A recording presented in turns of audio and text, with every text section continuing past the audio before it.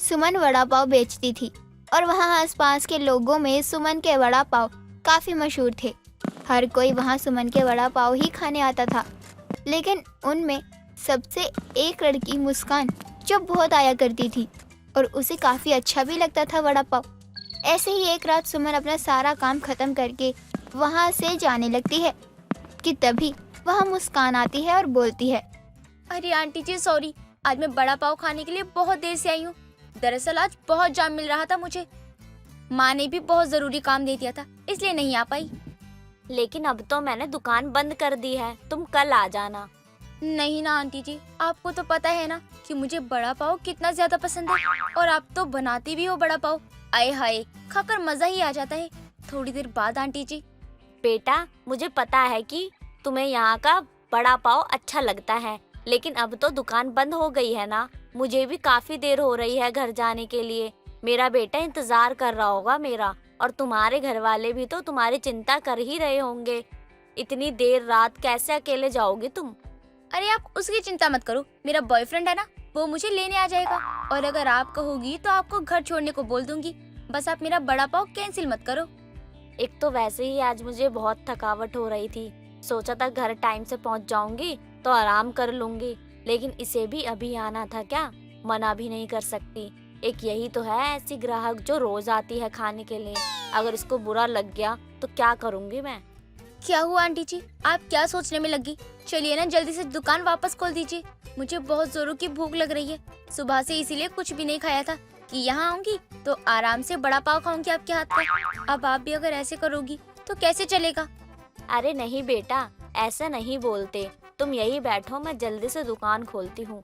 लेकिन बेटा आगे से तुम ध्यान रखना, इतनी लेट मत आना। मुझे भी तो काम होते हैं ना, घर जाना होता है, इसलिए टाइम से आना।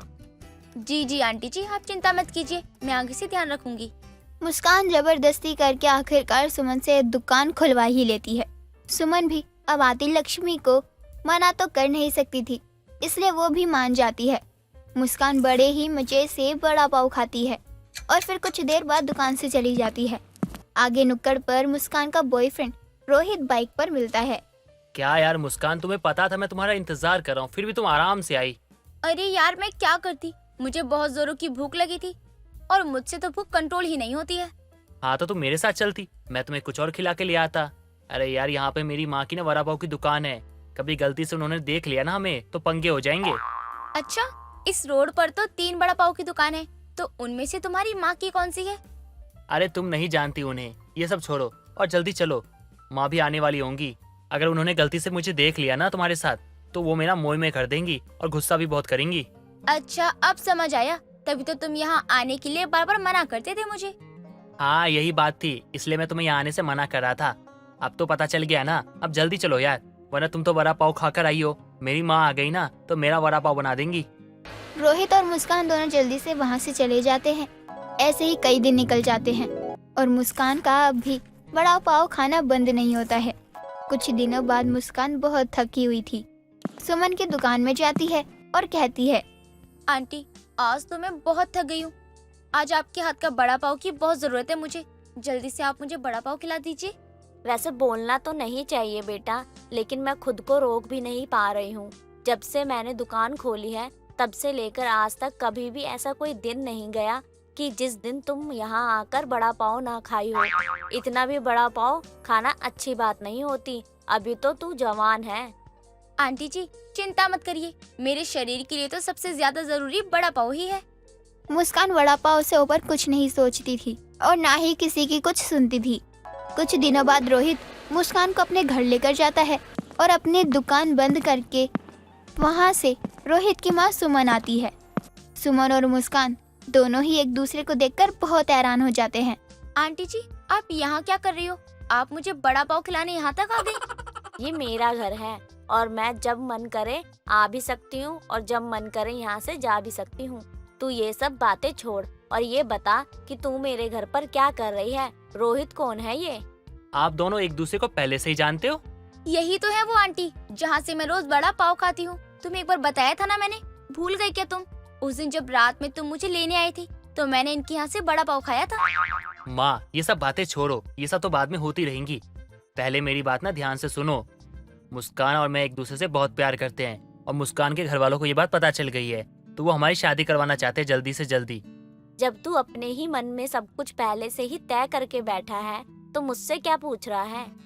वाओ रोहित, मेरी सास है ये जिसके बड़ा पाव मुझे इतने ज्यादा पसंद है। मैं तो बहुत खुश हूँ। अब जब भी मुझे मन होगा ना तब मैं बड़ा पाव खा सकती हूँ। Thank you so much Rohit. ये मेरी बहू बनेगी? हे भगवान, कौन से जन्म की दुश्मनी निकाल रहे हो? पहले ही मैं इसकी बड़ा पाव खाने वाली आदत से तंग आ चुकी हूँ और अब तो ये मेरी बहू बन रही है। कुछ दिनों बाद मुस्कान और रोहित की शादी हो जाती है, लेकिन जो सपने मुस्कान ने सजाए थे कि वो शादी के बाद कभी भी कितने भी वड़ा पाव खा सकती है, वो सब उल्टा पड़ जाता है, क्योंकि अब सुमन ने अपनी दुकान ही बंद कर दी थी और अब वो घर पर ही रहने लगी थी। ये देखकर मुस्कान कहती है, माँ जी ये क्या है? पहले तो आप बड़ा पाव बेचती थी, अब बहू घर में क्या गई? आपने तो अपनी दुकान ही बंद कर दी। अब आप मुझे बताओगी कि क्यों आपने अपनी दुकान बंद की है? अरे अब मैं बूढ़ी हो गई हूँ, कब तक बाहर काम करती रहूंगी? अब तो घर में बहू भी आ गई है। अब मेरे आराम करने के दिन है, ना कि काम करने के। अब मैं बस आराम ही करूंगी। लेकिन माँ जी आपको तो शादी से पहले ही पता था ना कि मुझे बड़ा पाव कितना पसंद है। हाँ तो ये बहुत अच्छी बात है कि तुझे बड़ा पाव बहुत पसंद है, लेकिन अब इसका मैं क्या करूं? आपने तो दुकान ही बंद कर दी। अब मैं बड़ा पाव कहाँ से खाऊंगी? मुझे तो बड़ा पाव खाने की आदत है ना। माँ जी आज आप मेरे लिए बड़ा पाव बना दो। बहू मुझे माफ कर दे, मैं तेरी कोई मदद नहीं कर सकती। वो क्या है ना, हमारे यहाँ रिवाज है कि बहू के होते हुए सास कुछ भी खाना पीना नहीं बनाती है, और अगर सास बनाएगी कुछ भी तो उसकी सजा बहू को मिलती है। हमारे में ये बिल्कुल भी ठीक नहीं माना जाता। तो माँ जी आप ही बताओ ना मैं क्या करूँ? मुझे तो बड़ा पाव खाना है। बहुत आसान है बनाना बहू, मैं जैसे जैसे तुझे बताती जाऊंगी तू बनाती जाइयो, फिर बन जाएगा। हाँ माँ जी ये तो बहुत सही बताया आपने। सामान तो यहाँ होगा ही, लाने की जरूरत नहीं है फिर। सुमन अब मुस्कान को बताने लग गई थी, लेकिन सुमन कई चीजें गलत ही बता रही थी, जिसे खाने के बाद मुस्कान का पेट खराब हो जाता है और उसे दस्त लग जाते हैं। मुस्कान बार बार वॉशरूम जा रही थी। जब मुस्कान वॉशरूम से निकलती है और थक कर सोफे पर बैठती है तो सुमन कहती है, क्या हुआ बहू, बड़ा पाव क्यों नहीं खा रही तू? नहीं नहीं माँ जी अब कभी नहीं। अब तो मैंने बड़ा पाव से संन्यास ही ले लिया है। मुस्कान बिल्कुल ही वड़ा पाव खाना छोड़ देती है। तब जाकर सुमन भी चैन से सांस ले पाती है। शांति अपने बेटे की शादी की बात अपनी पड़ोसन जानकी से कर रही होती है और कहती है, अरे जानकी, मैंने कब से बोला है कि कोई अच्छी सी लड़की हो तो बता, मैं अपने बेटे की शादी के लिए लड़की ढूंढ रही हूँ। अब क्या पड़ोसी होने के बाद भी तू अपनी पड़ोसन का दुख नहीं समझेगी? अरे मैंने तुझे उस लड़की के बारे में बताया तो था, काफी अच्छी लड़की है, घर के काम में भी निपुण है, कोई दुख नहीं देगी तुझे, तेरे घर को अच्छे से संभाल कर रखेगी। मेरी मान तो वहीं कर दे शादी। अरे हाँ, उस लड़की के बारे में तो मैं भूल ही गई थी। वैसे उसके परिवार में कौन कौन है? किस्मत बड़ी ही खराब रही है उस बेचारी की, माँ बाप कब का गुजर गए, अब वो अपने चाचा चाची के साथ रहती है। तू अपने घर की बहू बना ले, क्या पता उसकी किस्मत खुल जाए। हाय बेचारी बच्ची, मैं तो उसे अपने घर की ही बहू बनाऊंगी तो घर का एक काम नहीं करने दूंगी। पता नहीं चाचा चाची कैसे होंगे, उसके देखभाल करते भी हैं या ऐसे ही? ऐसे ही है उसके चाचा चाची, नौकरानी की तरह रखते हैं, घर का सारा काम वही अकेले करती है, यहाँ तक कि खाने को भी कुछ अच्छा नहीं देते हैं। मैं तो बस इतना चाहती हूँ कि जहाँ भी वो जाए उसे सारे सुख मिले। अब तक जो नहीं मिल पाया तू तो उसे अपने घर की बस बहू बना ले। अब सही बोल रही है तू, मैं कल ही जाकर उसके परिवार वालों से बात करती हूँ और रिश्ता पक्का करके आती हूँ। मैं तो चाहती हूँ कि मेरे बेटे की शादी एक अच्छी लड़की से हो जाए। हाँ हाँ बिल्कुल, तुझे वो लड़की बहुत पसंद आएगी, मैं अच्छे से जानती हूँ। वो तेरे परिवार को बिल्कुल अपने परिवार की तरह रखेगी, कोई भी कमी नहीं होने देगी। बस फिर मुझे और क्या चाहिए? मेरी बहू मेरे घर को अच्छे से संभाल ले, हमें अपना माने, बस सब खुशी से रहें। मेरी तो खुशी इसी में है ना। अच्छा, अगले दिन ही शांति अपने बेटे की शादी के लिए बात करने चली जाती है। वहाँ जाने के बाद शांति को स्वाति बहुत ही अच्छी लगती है और वो रिश्ते के लिए मान भी जाती है। कुछ ही दिनों बाद शांति अपने बेटे की शादी स्वाति से करवा देती है। शादी के बाद स्वाति अपने ससुराल वालों का बहुत अच्छे से ध्यान रखती है। ऐसे ही एक दिन स्वाति अपने कमरे में बैठी होती है। तभी उसका पति वैभव उसके पास आता है। ये क्या कर रहे हो? माँ जी घर में ही है, अगर वो देख लेंगी तो राई का पहाड़ बना देगी। पीछे हटिए आप। माँ देख लेंगी तो क्या हो जाएगा, हम पति पत्नी है और ये हमारा कमरा है, हम कुछ भी करें। अरे पति पत्नी तो हैं, लेकिन मैं इस घर की बहू भी तो हूँ। अच्छा नहीं लगता ना अगर ऐसे माँ जी हमें देख ले। बताओ क्या सोचेंगे वो भी, और मुझे भी बहुत काम करने हैं घर के। अच्छा तो अब तुम्हें काम करना है, कोई बात नहीं, काम कर लो। लेकिन हाँ मैं अभी बता देता हूँ, मैंने हम दोनों के लिए ना टिकट बुक कर दी है। हम दोनों घूमने जा रहे हैं कुल्लू मनाली, ठीक है? छुट्टी के लिए मैंने बोल दिया है। क्या कुल्लू मनाली? लेकिन माँ जी घर में अकेले क्या करेंगी? मेरा मन नहीं है जाने का। अरे मुझे अब कुछ नहीं सुनना है, शादी हो गई है हमारी, कुछ समय अकेले हमें भी तो मिलना चाहिए ना। और तुम हो कि कह रही हो मेरा मन ही नहीं है। मैंने बोल दिया है ना, जा रहे हैं मतलब जा रहे हैं। वैभव की ये बात शांति सुन लेती है। ये सब सुनकर शांति खुद से बात करते हुए कहती है, जब से मेरी बहू आई है तब से मेरा बेटा मेरा ही नहीं रहा। हर बात में वो अपनी बीवी से बात करने लगता है। अब कुल्लू मनाली भी लेकर जा रहा है उसे, और मुझे बताना भी जरूरी नहीं समझा। बहू के आते ही बेटे ने रंग बदलना शुरू कर दिया। मुझे कुछ तो करना होगा बहू को काबू में रखने के लिए। शांति को ऐसा लगने लगता है कि जब से उसकी बहू आई है तब से उसका बेटा उससे थोड़ा दूर जा रहा है, इसलिए वो अब अपनी बहू से चिढ़ने लगती है। ऐसे ही एक दिन शांति अपने कमरे में बैठी होती है, तभी अपनी बहू को बुलाकर उससे कहती है, बहू घर का सारा काम हो गया? जी माँ जी, मैंने सारा काम कर दिया।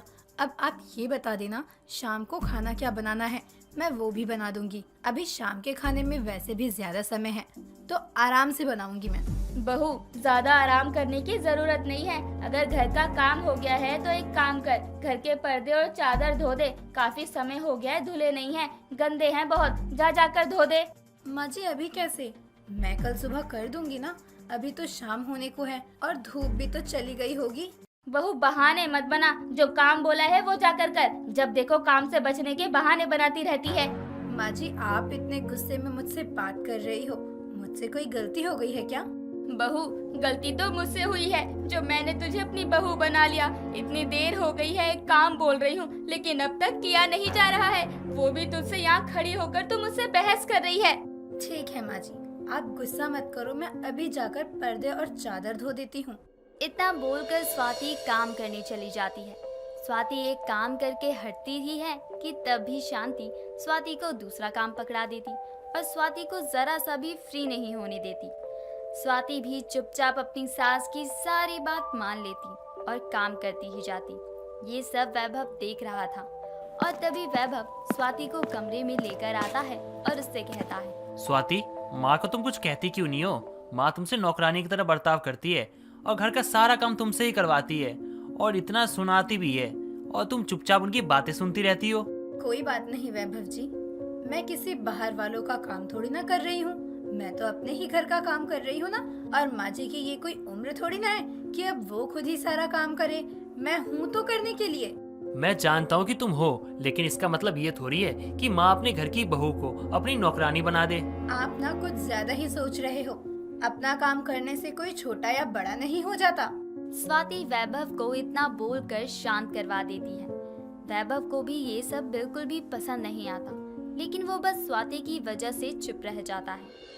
अब शांति आए दिन अपनी बहू को नौकरानी बहू की तरह रखती, सारे घर का काम करवाती, एक पल का आराम नहीं देती। धीरे धीरे कई दिन निकल गए, लेकिन शांति के स्वभाव में कोई भी परिवर्तन नहीं आता। कुछ दिनों बाद शांति अपने कमरे में आराम कर रही होती है, तभी वो अपनी बहू का काम बढ़ाने के लिए उससे चाय मंगवाती है।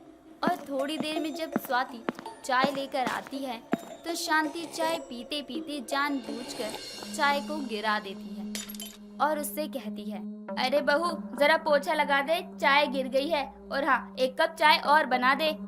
जी माँ जी, मैं आपके लिए चाय ले आती हूँ। वो पहले की चाय भी अभी बची हुई है, उसको गर्म करके ला दूँ क्या? तो मुझे पुरानी चाय पिलाएगी? अरे अभी जा वापस से चाय बना, वैसे भी कुछ खास नहीं थी ये चाय। माँ जी अगर आपको चाय पसंद नहीं थी तो आप बता देती ना मुझको कि चाय अच्छी नहीं लगी। मैंने जो बोला है तू बस वही कर, मुझे कुछ नहीं सुनना। एक काम क्या बोल दो, तेरे तो बहाने बन जाते हैं। शांति की ये बात वैभव सुन लेता है और वो कमरे में आता है। वैभव अपनी माँ और स्वाति से कहता है, माँ, स्वाति इतने दिनों से कुछ कह नहीं रही है, तो सच में आपने स्वाति को नौकरानी बना दिया? आप इसे अपनी बहू बना कर लाई थी और नौकरानी बना दिया? अच्छा, और ये जो तुझे मुझसे अलग कर रही है, जब देखो तू अपनी बीवी से ही चिपका रहता है, कुल्लू मनाली जा रहा है, लेकिन अपनी माँ को बताना भी जरूरी नहीं समझा। माँ, आपने उस दिन हमारी बातें सुनी थी? सुनना तो नहीं चाहती थी, लेकिन सुन ली थी गलती से। माँ, स्वाति मेरी पत्नी है और आप माँ हो। स्वाति कुछ भी करे, लेकिन मेरे लिए आपका सम्मान कम नहीं होगा माँ। और मेरी पत्नी को कोई परेशानी होगी तो भी मुझे अच्छा नहीं लगेगा। माँ जी, वैभव जी की जिंदगी में हमेशा से ही पहले आप हो। मैं तो बस आप दोनों की खुशी को बरकरार रखना चाहती हूँ। स्वाति वैभव की बात सुनकर शांति को अपनी गलती समझ आती है और वो माफी भी मांगती है। उसके बाद शांति कभी भी अपनी बहू को नौकरानी की तरह नहीं रखती। सरला की सरकारी नौकरी थी। अब सरकारी नौकरी थी तो पेंशन भी सरला को अच्छी खासी मिल ही जाया करती थी। सरला का एक ही बेटा था और उसका नाम सुमित था, जिसकी शादी 1 महीने पहले हुई थी। लेकिन सरला की बहू की नजर तो सरला के पेंशन पर थी, जो काफी अच्छी खासी थी। अब एक रोज सुमित अपनी पत्नी पूनम से कहता है, तुम्हें मुझ में ऐसा क्या दिखा जो तुम्हें एक ही बार में शादी के लिए हाँ कर दी? तुझे देखकर तो पहली बार तो छोड़ो, 10 बार में भी कोई हाँ नहीं बोलेगा। वो तो माँ जी की पेंशन है, बस वही एक वजह है जिस वजह से मैंने शादी के लिए तुरंत हाँ कर दी। क्या सोच रही हो? बोलो भी, क्या देखकर तुमने मुझसे शादी के लिए पहली बार में ही हाँ बोल दिया था? वो आपकी आंखें, आपकी नाक, आपके बोलने के स्टाइल पर मैं अपना दिल हार बैठी थी बस। सच में? और मुझे तो तुम पूरी की पूरी पसंद हो। मेरा दिल तो तुम्हें देखकर धड़कने लगा था। कितना पकाता है ये। मैं तो चलूं अपनी सासू माँ की सेवा करने, तभी तो मुझे बुढ़िया की पेंशन मिलेगी। सुमित से बातें करने के बाद पूनम अपनी सास के कमरे में पहुंचती है अपनी सास को मक्खन लगाने, ताकि उसकी सास महीने के आखिर में उसे पैसे दे दे। और अपनी सास के पास जाकर पूनम अपनी सास से कहती है, माँ जी, आपका सर दबा दूं या पैर? पैर ही दबा दे बहू।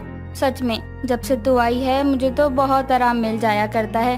तू मेरा ख्याल भी तो खूब रखती है। हाँ माँ जी, करना तो पड़ता ही है। आप भी तो मेरी माँ समान ही हो। बहुत अच्छे संस्कार दिए हैं तुझे तेरे माँ बाप ने। सदा खुश रहे मेरी बच्ची।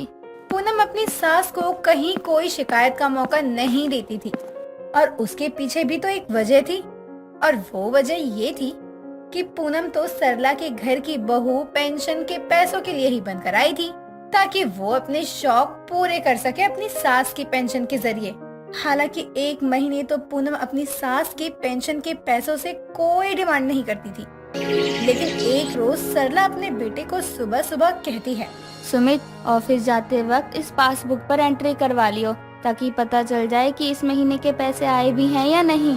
सरला इतना कहती ही है कि किचन में काम कर रही पूनम किचन से निकलती है और अपनी सास को कहती है, सुनिए जी, माँ जी की पेंशन आनी है तो एक नया फ्रिज, एक कूलर ले आना, क्योंकि तुम्हारी सैलरी से तो घर का खर्चा चल जाए, वही बहुत है।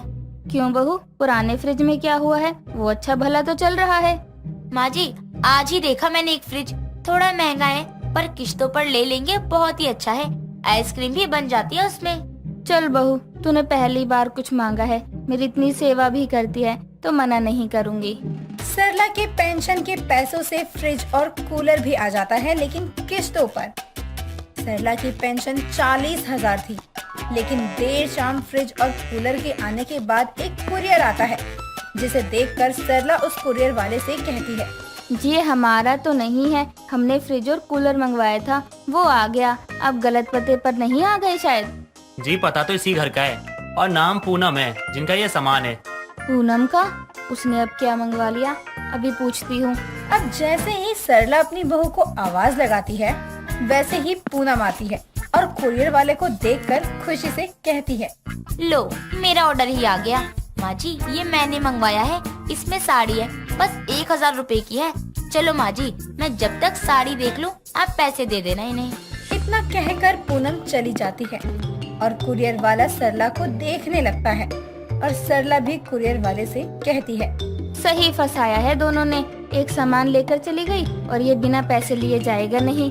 अब सरला कुरियर वाले को पैसे देने के बाद पूनम से कहती है, बहू तूने तो आज मुझे 1 लाख का चूना लगा दिया। एक तो वो किस्त सालों तक चलेगी और अभी ऑर्डर करके साड़ी मंगवाने की क्या जरूरत थी। माँ जी, आप कहे तो मैं अभी इसे वापस कर देती हूँ। मैंने तो सोचा था पड़ोस की विमला आंटी के घर में जो पूजा है ना उसमें पहनूंगी, लेकिन आप तो मुझ पर गुस्सा कर रही हो। नहीं नहीं बहू, गुस्सा नहीं हो रही, समझा रही हूँ कि इतना खर्चा नहीं करते। सुमित की तनख्वाह भी तो कम है ना। अब सरला के चले जाने के बाद पूनम खुद से कहती है, जब तक है सासू माँ की पेंशन तो काहे की टेंशन, बेचारी सासू माँ। सास की पेंशन से घर का राशन, बिजली का बिल, घर के छोटे मोटे खर्चे और फालतू की चीजों को ऑर्डर करके मंगवाना, बस यही पूरे दिन पूनम करती रहती थी और अपने पति के पैसों का बराबर हिसाब रखती थी। एक एक रुपए का हिसाब लेती थी वो अपने पति से। इधर एक रोज महीने की आखिरी तारीख को सरला की दवाई खत्म हो जाती है और दवाइयों के लिए उसके पास पैसे नहीं होते, जिस वजह से सरला अपनी बहू को कहती है, बहू सुमित से मांगकर मुझे 2000 दे दे, मेरी दवाइयाँ खत्म हो गई हैं। माँ जी, अभी तो पैसे नहीं है उनके पास, कल ही बैंक में रखवाए हैं। बार बार डालना फिर निकालना अच्छा थोड़ी लगता है, और अब सुमित जी के पास भी तो और काम है ना। बहू तुझे भी पता है मेरी पेंशन के पैसों से 2 किस्तें जाती हैं और इस महीने तेरी शॉपिंग की वजह से मेरे हाथ में महीने के आखिरी में पैसे ही नहीं बचे। माँ जी, आप तो मुझे ब्लैकमेल कर रही हैं, जिसे सारे पैसे मैंने ही खर्च करवा दिए हूँ। बहू तुम मुझसे लड़ने के मूड में क्यों है? मैं तो बस बता रही हूँ कि मेरे पास दवाइयों के भी पैसे नहीं हैं। माँ जी, मेरे पास भी नहीं है पैसे। घर की मुखिया तो आप ही है और घर भी आप ही चलाती हो, तो ऐसे में मेरे हाथों में पैसे होना सवाल ही नहीं उठता। अब सरला समझ जाती है कि उसकी बहू उसे पैसे तो नहीं देने वाली, क्योंकि वो बहाने कर रही होती है। अब उदास सरला विमला के घर जाती है और विमला भी सरला का उदास चेहरा देखकर सरला से कहती है, अब तुझे क्या हुआ? तेरी सेवा करने वाली बहू ने अपने रंग दिखाने शुरू तो नहीं कर दिए? हाँ विमला तो सही ही कहती थी, मेरी बहू ये जो पैर दबाना, सर दबाना, खाना पीना सब पैसों के लिए ही तो करती थी। सबकी बहुएं ऐसी ही होती हैं, बस रंग बाहर आने में समय लग जाता है। मैंने आज अपनी बहू से थोड़े से दवाइयों के लिए पैसे क्या मांग लिए, उसने तो साफ मना कर दिया। हाँ करेगी ही, तू भी तो बहू को बेटी ही मानती है, अब देख लिया ना उसे। अब सरला को तो अपनी बहू का लालच साफ नजर आने लगा था, जिस वजह से विमला सरला से बोलती है, देख सरला, अब तेरी उम्र हो चुकी है, तू मेरे साथ तीर्थ यात्रा पे चल, वहीं 1 महीने घूम घाम कर लौटेंगे। सही कह रही है तू विमला, कल ही चलना है ना, चलती हूँ, जाने दे इन्हें। यहाँ जब पैसों की दिक्कत होगी तो मेरी याद आएगी इन्हें। विमला के कहने पर सरला विमला की बातें मानकर अगले ही दिन तीर्थ यात्रा पर निकल जाती है और पूनम के हाथ में जाते हुए 10 रुपए देते हुए कहती है, ले बहू, अभी मेरे पास खुले पैसे नहीं हैं, कुछ मंगवा कर खा लियो। सरला के दिए हुए पैसों को देखकर पूनम खुद से कहती है, 10 रुपए तो ऐसे देकर गई है जैसे मैं दूध पीती बच्ची हूँ। अब इधर सरला के जाते ही ऑनलाइन राशन का सामान आ जाता है, साथ ही फ्रिज और कूलर की किस्त वाला भी आ जाता है, जिसे पूनम अपने पैसे देती है। और उनके चले जाने के बाद पूनम खुद से कहती है, मैं भी 2000 बचाने के चक्कर में 15,000 एक पल में ही भर चुकी हूँ। मेरी बुद्धि को क्या हो गया है? अभी तो शुरुआत थी। सरला तो 1 महीने के लिए तीर्थ यात्रा पर गई थी। अब जब पूनम के पति के पैसे घर के सामान और किश्तों में खर्च होते, तब पूनम समझ जाती है कि उसकी छोटी सी गलती की वजह से उसने अपनी सास के साथ कितना गलत किया, जिसके बाद उसे सबक मिल ही जाता है। कनिका एक बहुत ही आदर्श बहू थी, जो अपनी सास उर्मिला और पति योगेश का बहुत अच्छे से ध्यान रखती थी, उनकी हर जरूरतों को पूरा करती, जिसके चलते उसके आस पड़ोस की सभी औरतें उसे सास और पति की गुलाम बहू का ताना भी मारती थी, लेकिन वो सभी की बातों को अनसुना कर दिया करती। एक दिन वो घर का सारा काम खत्म करके रसोई से खाने की थाली लेकर अपने कमरे में जाती है और बेड पर बैठकर जैसे ही खाने का एक निवाला उठाकर खाने लगती है, तभी उसकी सास अपने कमरे से आवाज लगाती है, अरे बहू कहाँ है तू? तुझे मेरी आवाज सुनाई नहीं दे रही क्या? जल्दी से मेरे लिए तेल गरम करके ला और सर में मालिश कर दे, मेरा सर दर्द से फटा जा रहा है। कहाँ है तू? जी माँ जी, अभी लेकर आती हूँ। सुन लिया मैंने, बस 2 मिनट का टाइम दीजिए। कनिका इतना कहकर खाने की थाली बेड पर ही छोड़कर कमरे से निकलकर रसोई में तेल गरम करने के लिए जा रही होती है कि तभी हॉल में बैठा उसका पति योगेश, जो कि लैपटॉप पर काम कर रहा था, कनिका का हाथ पकड़कर उसे रोकते हुए कहता है, अरे कहाँ भागी जा रही हो इतनी स्पीड में? अरे मेरा लैपटॉप का चार्ज खत्म होने वाला है, जरा भाग के कमरे से चार्जर ले आओ। लेकिन वो अरे यार क्या तुम कब से खड़ी हो वो मैं करे जा रही हो? अरे इतनी देर में तो चार्जर ले आती भाग के। जाओ जाओ। नहीं, ऐसी बात नहीं है, आप रुकिए, मैं अभी लेकर आती हूँ।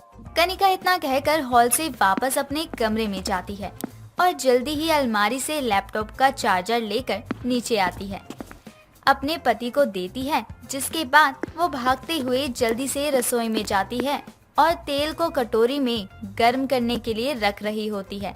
तभी उसकी सास उसे फिर से आवाज देती है, कहाँ मर गई बहू तू? भांग की गोली खाई हुई है क्या तूने, जो मेरी बातें सुनाई नहीं दे रही? कब से आवाज लगा रही हूँ लेकिन सुन ही नहीं रही है। बस आ रही हूँ बोले जा रही है। जी माँ जी, सुन रही हूँ, बस 1 मिनट दीजिए, आ गई। कनिका इतना कहकर जल्दी ही तेल की कटोरी लेकर अपनी सास के कमरे में जाती है तो देखती है कि वो सर पर रुमाल बांधे बेड पर लेटी है। तभी वो उसके पास जाकर कहती है, लाइए माँ जी, मैं आपके सर की मालिश कर देती हूँ। आपको बहुत दर्द हो रहा है ना सर में? चलो भगवान का शुक्र है तू आ तो गई तेल लेकर मेरे कमरे में। मुझे तो लगा था इस जन्म में तो तू आ ही नहीं पाएगी मेरे पास। यहाँ कब से मेरा सर फटा जा रहा है दर्द से। माफ कर दीजिए माँ जी देरी के लिए। लाइए, मैं अभी आपके सर में तेल की मालिश कर देती हूँ। देखना, आपके सिर का दर्द 2 मिनट में गायब हो जाएगा। कनिका इतना कहकर अपनी सास के सर में तेल की मालिश करने लगती है, जिससे उर्मिला को काफी आराम मिलता है और उसकी आंखें भी लग जाती हैं। जिसके बाद वो कमरे की लाइट बंद करके चुपचाप वहां से निकलकर चली जाती है। जैसे ही वो फिर खाने के लिए बैठती है, तभी उसका पति योगेश उसे फिर से आवाज देकर बुलाता है। वो फिर खाना छोड़कर उसके पास चली जाती है तो वो कहता है, अरे यार 1 कप मेरे लिए चाय बना दो। वो क्या है ना, मुझे झपकी आ रही है और मैं सो गया तो मेरा सारा काम रह जाएगा। जी क्यों नहीं, बस अभी बना कर लाती हूँ। आप चाय के साथ कुछ और लेंगे? अरे नहीं बाबा, सिर्फ चाय बना दो, लेकिन हाँ थोड़ी कड़क अदरक वाली बनाना। जी अभी लेकर आती हूँ। वो फिर से रसोई में जाती है और चाय बनाने लगती है। थोड़ी ही देर बाद वो चाय लेकर हॉल में जाती है और अपने पति को देती है। जिसके बाद वो फिर से खाना खाने अपने कमरे में जाती है। लेकिन जैसे ही खाना खाने के लिए बैठती है तो उसकी नजर सामने दीवार पर लगी घड़ी पर जाती है, जिसमें शाम के 5 बज रहे थे। वो ये देखकर अपने आप से कहती है, अरे 5 बज गए हैं, दोपहर से शाम हो गई, अब तो खाने का भी समय निकल गया। मुझे तो अभी मार्केट में जाना है सब्जियां लेने, वरना शाम को खाना क्या बनाऊंगी। एक काम करती हूँ, खाना ले जाकर रसोई में ढक कर रख देती हूँ, अब सीधे रात में ही खाऊंगी। कनिका इतना कहकर खाने की थाली के आगे हाथ जोड़कर उसे लेकर रसोई में दूसरी थाली से ही ढक देती है और खुद मार्केट से सब्जियां लेने के लिए चली जाती है। समय बीतता है। समय के साथ साथ अपनी सास और पति की सभी चीजों का ध्यान रखते रखते वो सच में अपनी सास और पति की गुलाम बहू बन गई थी। ऐसे ही एक दिन कनिका हॉल की सफाई कर रही होती है। तभी उसकी सास वहां आती है और उससे कहती है, बहू आज मेरी सहेली के घर में पूजा है, तो जल्दी से अपना काम खत्म करके तैयार हो जा, हमें वहाँ जाना है। उसका घर दूर है तो हम अभी निकलेंगे तभी पहुँचेंगे। जी माँ जी, बस हॉल की थोड़ी सी सफाई रह गई है, मैं उसे करके तैयार होने के लिए चली जाऊंगी। ठीक है, लेकिन देर मत करियो। उर्मिला और कनिका की बातें उनके पीछे खड़ा योगेश भी सुन रहा होता है, जिसे सुनकर वो उनके पास आता है और अपनी माँ से कहता है, माँ आपको जहाँ जाना है जाइए, लेकिन कनिका कहीं नहीं जाएगी, वो मेरे साथ मेरे दोस्त के घर जाएगी। वो बहुत दिन से हमें बुला रहा है। मेरी इज्जत का सवाल है, प्लीज कनिका तुम मेरे साथ चलोगी, समझी? जी समझ गई, मैं आपके साथ चलूंगी। बिल्कुल भी नहीं, तू सिर्फ मेरे साथ जाएगी। तू कोई इसकी गुलाम नहीं है जो जब देखो इसकी ही बात सुनेगी। माँ गुलाम तो ये आपकी भी नहीं है, जो हमेशा आप जो बोलेंगी वही कनिका करेगी। और मुझे वैसे ही ऑफिस से कम छुट्टियां मिलती है, इसलिए आज कनिका सिर्फ मेरे साथ जाएगी और आप इसे अपने साथ फिर किसी दिन ले जाना। अपने पति और सास को लड़ता हुआ देखकर कनिका अपना सर पकड़कर बैठ जाती है। दोनों उससे अपनी अपनी बात मनवाने में लगे थे। कोई उससे एक बार भी नहीं पूछता कि वो जाना चाहती है या नहीं। उनकी सारी बातें दरवाजे पर खड़ी हाथों में खीर की कटोरी लिए उनकी पड़ोसन कमला सुन रही थी, जिसे सुनकर वो अंदर आकर कहती है, गुलाम नहीं है तो तुम दोनों बोल ही रहे हो, लेकिन असलियत ये है कि तुम दोनों ने मिलकर इस घर की बहू को सच में अपना गुलाम बना कर रखा है। तुम लोग जहाँ कहो जैसा कहो वैसे रहे, बस तुम्हारे बारे में ही सोचे। क्यों, उसकी कोई अपनी इच्छा नहीं है क्या? जाने दीजिए आंटी जी, आप जाइए यहाँ से, ये हमारे घर का मामला है। जानती हूँ बहू, और मुझे भी कोई शौक नहीं लगा है कि किसी के घरेलू मामले में बोलने का, लेकिन क्या करूँ, तेरी ये गुलामों वाली हरकत मुझसे देखी नहीं गई, इसीलिए बोल पड़ी। तुझे बुरा लगे या भला, लेकिन सच तो यही है कि तू अपने सास और अपने पति की गुलाम बहू बनकर रह गई है और कुछ नहीं। कमला, तू ऐसे बोलकर मेरी बहू को क्यों भड़का रही है? अपनी सास और पति की सेवा करने में कोई गुलामी हो जाती है क्या? बिल्कुल भी नहीं, लेकिन जब सिर्फ ये फिक्र और ख्याल एक तरफ से ही हो तो ये गुलामी हो जाती है। तुम्हें अपनी बहू से अपने घर के सारे काम करवाना याद रहता है, फिर चाहे वो तुम्हारी जरूरत की चीजें हो या कहीं आना जाना हो, लेकिन क्या कभी अपनी बहू से जुड़ी कोई बात याद रहती है? मैं कुछ समझी नहीं, क्या कहना चाहती है तू? मतलब ये कि आज तेरी बहू का जन्मदिन है तो तुम लोगों को याद नहीं था, लेकिन हाँ, तुझे इसे अपनी सहेली के घर ले जाना याद है। और बेटा तुझे तो अपने दोस्तों के घर ले जाना याद है। एक इंसान एक ही समय पर दो लोगों की बातें कैसे मान सकता है? फिर भी तुम दोनों बहस कर रहे हो अपने अपने मतलब के लिए। किसी ने बहू का सोचा? अपनी पड़ोसन की बातें सुनकर कनिका की सास और पति की नजरें नीचे झुक जाती हैं और उन्हें अपनी गलती का पछतावा होता है, जिसके बाद दोनों कनिका से अपनी गलती की माफी मांगते हैं और उसका जन्मदिन धूमधाम से मनाते हैं। साथ ही आगे से अपनी किसी भी जरूरत के लिए उस पर कोई दबाव नहीं डालते, बल्कि अपनी जरूरत के साथ साथ उसका भी ख्याल रखना शुरू कर देते हैं। भावना की शादी को 2 ही महीने हुए थे और इन 2 महीनों में भावना ने 1 महीने अपने ससुराल में बिताया और 1 महीने से ज्यादा वो अपने मायके में रह रही थी। अब ऐसे ही एक रोज भावना हॉल में बैठी हुई टीवी देख रही होती है। तभी भावना अपनी भाभी को आवाज लगाकर कहती है, भाभी कहाँ हैं आप? मेरे सर में बहुत दर्द है, 1 कप चाय बना दो। ये सुनकर भावना की माँ और सुमन की सास सरला अपनी बेटी से कहती है, तुझे तो शर्म ही नहीं आती। ससुराल से तुझे आए हुए 1 महीने से ज्यादा हो गया, लेकिन तूने अब तक एक पानी का ग्लास नहीं उठाया है। माँ आप तो कम से कम ही बोलो ना, भाभी को तो कोई दिक्कत है नहीं, तो आपको क्या दिक्कत है? वो तो मेरी वजह से कुछ नहीं कहते, वरना तेरी हरकतों से तो तेरे ससुराल वाले भी परेशान हैं। भावना का मायका अमीर था और उसे पूरी फ्रीडम देता था, लेकिन अब ससुराल भी मायका बन जाए तो ससुराल और मायके में क्या ही अंतर रह जाएगा, जिस वजह से भावना अपने ससुराल में नहीं रहना चाहती थी। देर रात खाना खाते हुए सरला अपनी बेटी भावना से कहती है, भावना, तेरा ससुराल जाने का इरादा है या नहीं? तू चाहती क्या है? आपका क्या इरादा है, मुझे रखने का या नहीं? मैं अपने ससुराल तब तक नहीं जाऊंगी जब तक कि वो मुझे मेरी तरह जीने की आजादी नहीं देंगे। ये रही तेरी भाभी तेरे सामने, तू बता, इसे नहीं चाहिए आजादी? औरतों को थोड़ा बहुत एडजस्ट करना पड़ता है हर जगह।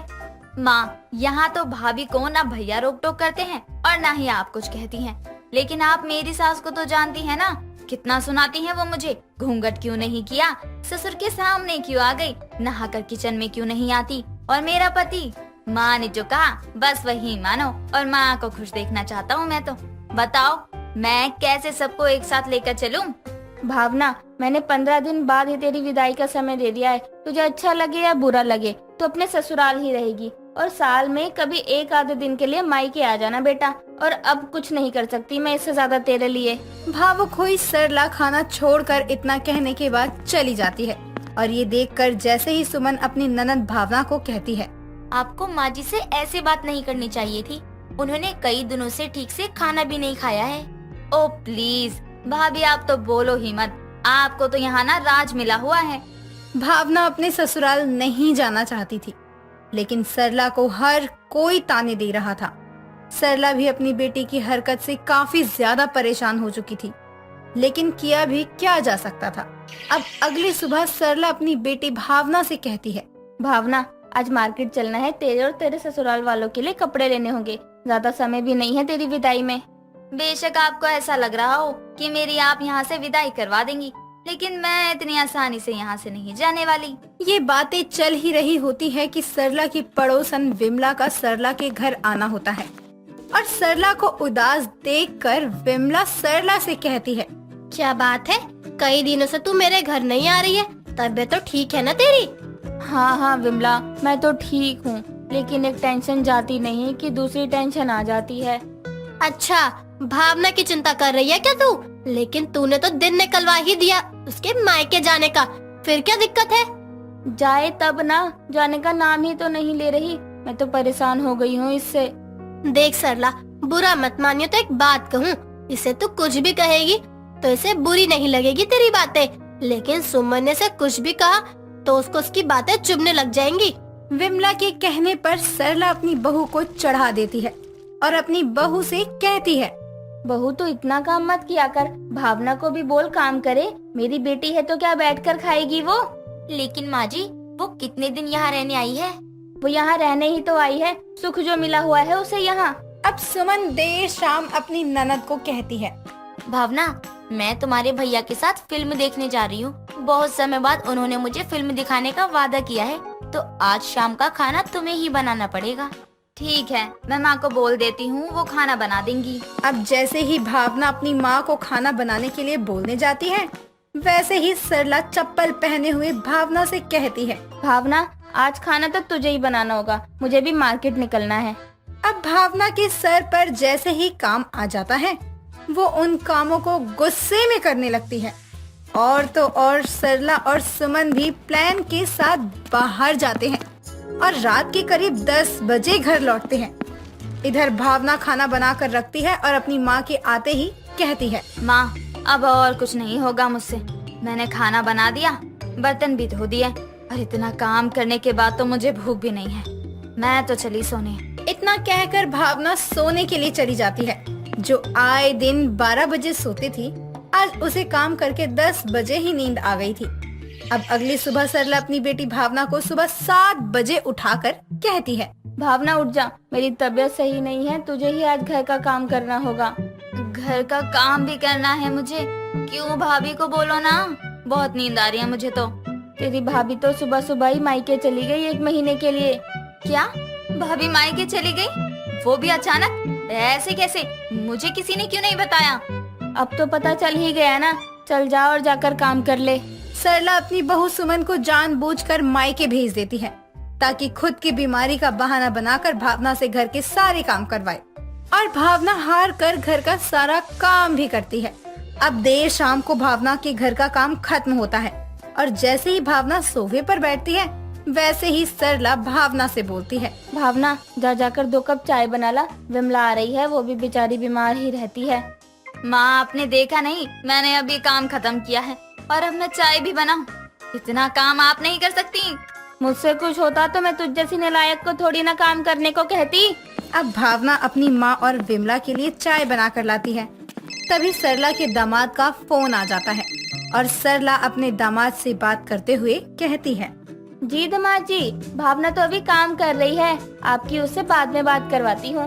ये सुनने के बाद विमला सरला से कहती है, वो भी भावना के सामने, क्यों झूठ बोला कि भावना काम कर रही है?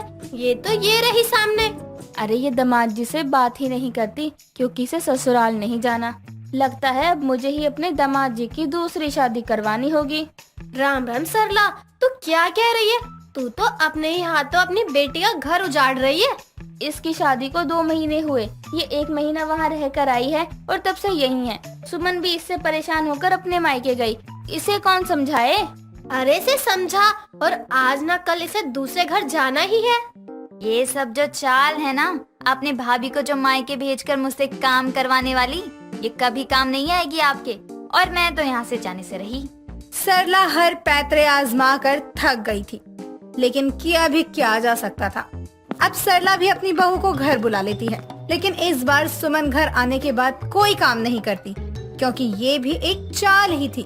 और इस बात को लेकर भाभी और ननद के बीच में एक जंग शुरू हो जाती है।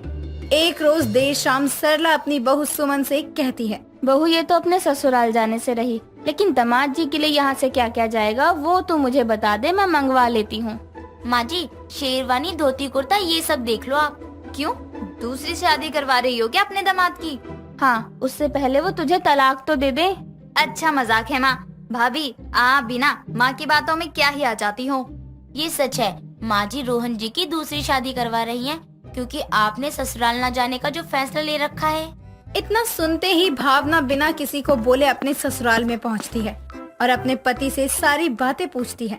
हालांकि इस झूठ की खबर के बाद जाने अनजाने में ही सही भावना अपने ससुराल में रहने का फैसला कर लेती है, क्योंकि आखिर कब तक सरला अपनी बेटी को मायके रखती और ननद भाभी की लड़ाई देखती। दोस्तों, अगर आपको ये कहानी पसंद आई तो इसे लाइक करें, शेयर करें और कमेंट करके बताएं कि कहानी में आपको सबसे अच्छा क्या लगा।